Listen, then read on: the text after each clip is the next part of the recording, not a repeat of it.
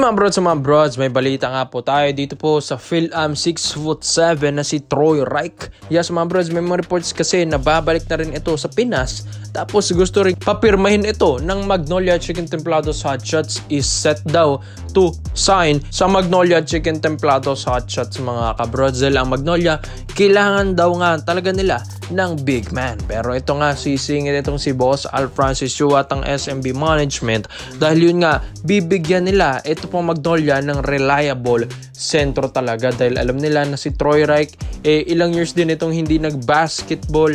Kaya ang bibigay din dito ng SMB or ni Boss Al ay isang kondisyon na sentro sa Magnolia Hot Shots. Kung saan ito pong si Troy Reich ay papapirmahin muna nila dito sa SMB. Yes mga brods, papalakasin nila ito, ibabalik ang kanyang conditioning dahil kung makikita nyo sa website ni Troy Reich ay huling laro na nga niya sa Northport Batampier noong 2022. So matagal-tagal na rin yung mga brods, 2 years na rin mahigit. Kaya nga itong hinihintay nila, ito pong pagbalik ni Troy Reich para nga maibalik yung laro niya. Sayang din kasi ito mga brods, big man, 6'7", agile din, galing NU, power forward or center. So malaking bagay talaga itong mga brods. Yun nga lang iniintindi nila yung kanyang conditioning. Nasa condition ba si Troy Reich sa pagbalik niya dito sa Pinas? So yun nga, alam naman natin, ito pong SMB sa magandang programa sa PBA or sa mga koponan na maganda ang kanilang conditioning training. So yun nga, mas mapapalakas nila ito pong si Troy Reich.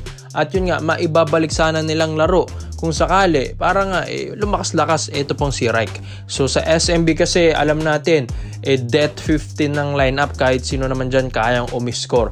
So kahit ito pong si Troy Reich, kahit hindi ganun kaayos yung laro niya, hindi pa niya naibabalik yung laro, okay lang. Samantala sa Hot Shots kasi, kailangan talaga nila ng isang big man na malakas. So malay natin mga brods, no? Kung maibalik ito ng SMB yung laro ni Troy Reich sa kanilang conditioning program, so baka hindi na nga nila ipapamigay si Troy Reich kung saan ito ay ide-develop nila dahil 6'7", halos kasing laki rin ito ni Tautua, and malakas-lakas din kung kahit papano kung makikita nyo sa mga past highlights nito sa UAAP. Tapos kahit papano nakakatulong ito dati sa Batampier noong 2021 to 2022 season. So alam naman natin na kapag malaki ka dito sa PBA ay malaking bagay ka, lalong-lalo na All Filipino Cup nga mga kabrods. Kaya itong Magnolia is making a move na rin. So hindi na rin naman natin alam kung ano yung magiging plano na ito ng dalawang kuponan na ito.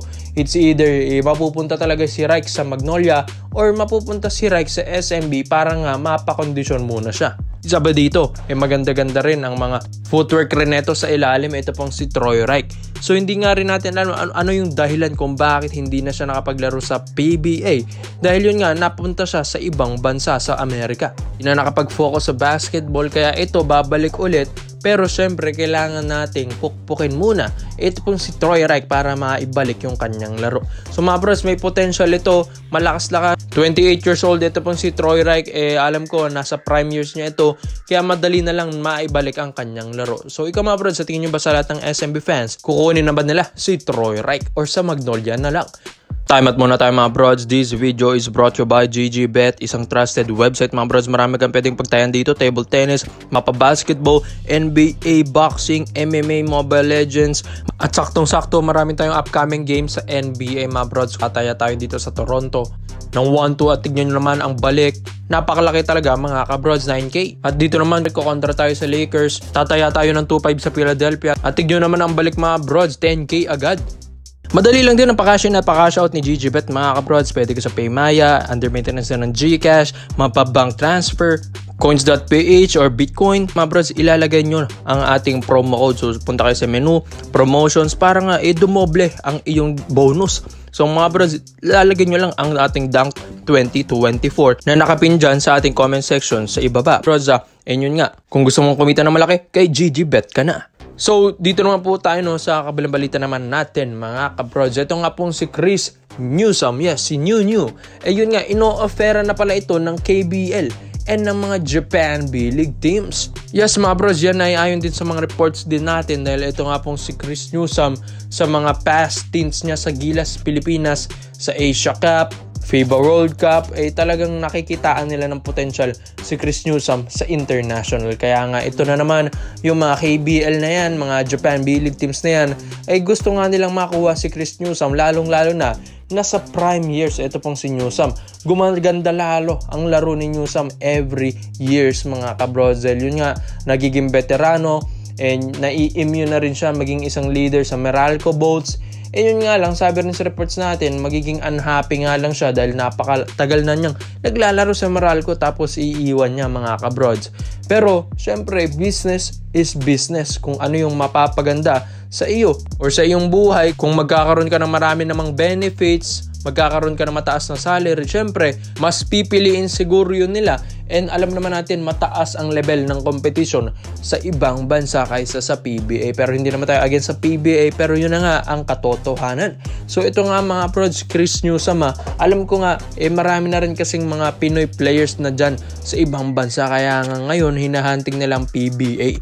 Dahil alam naman nila na isa sa mga matagal ng basketball league talaga sa buong mundo, ang PBA, pumapangalawa nga ito sa NBA, at alam nila na passion talaga natin ang basketball sa Pinas, kaya halos lahat ng mga players dito sa atin ay may potential talaga sa international. Kaya di ba, halos lahat ng mga Asian import ay halos Pinoy lahat, di ba mga brods? Kaya itong si Newsome ay gusto nilang kunin dahil malakas-lakas talaga naman ito. Pero mga brods, alam naman natin na si Coach Tim Cone, sa mga Gilas stints niya, isa sa mga paborito niyang player talaga ito pong si Chris Newsome. Yes, alam naman natin na yun dahil ito pong si Coach Tim Cone, sa tagal-tagal na nga niya dito sa PBA, isa nga sa mga paborito niya talagang player na gusto niya talagang sanang kunin ay ito pong si Chris Newsome mga brods. Di nga lang nila makuha si Newsome dahil nasa Meralco ito. Alam naman natin, hindi mo ito pwedeng galawin dahil boss MVP ito. Pero ito na nga, once na nga daw na ma-expire ng kontrata ni Newsome,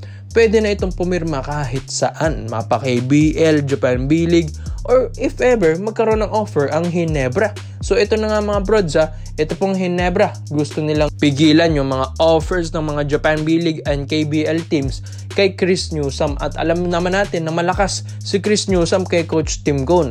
Kaya nga, onting negotiation lang yan, mapapakagat na rin siguro ito pong si Chris Newsome kay Coach Tim. Syempre, one of the best coach din naman ito sa PBA, and one of the best team naman ang Ginebra, and crowd favorite na talaga ito sa Pilipinas. Kaya nga ito, syempre, o-offeran nila ng maayos si Chris Newsome mga brods, kaysa naman mapunta sa ibang bansa, why not dito na lang sa Pinas. Kaya nga mga brods, ito pong SMC teams naman, di ba?